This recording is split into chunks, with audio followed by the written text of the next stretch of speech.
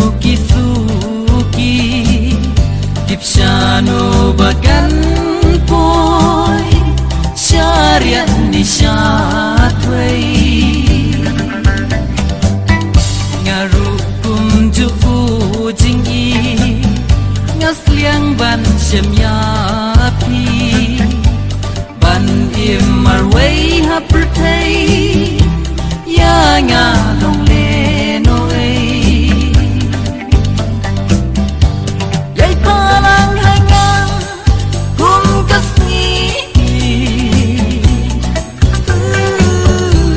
yai pernai kum sem liang bani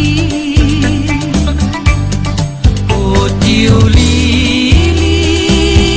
wat ri ha ki pen namar ngaya pi ngada ken ko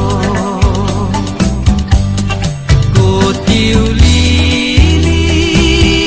wari ha ki pen tho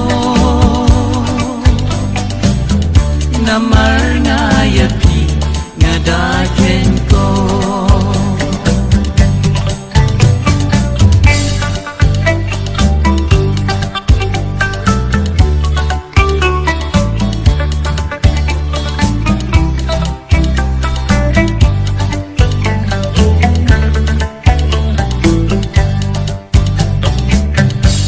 pengat ba iu bitiang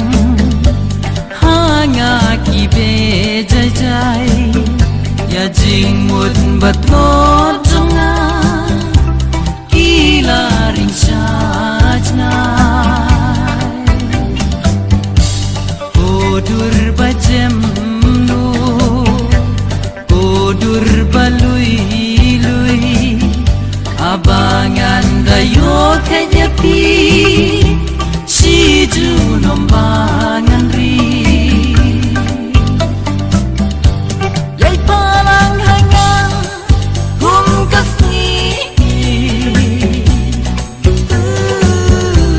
yai pernai kum sem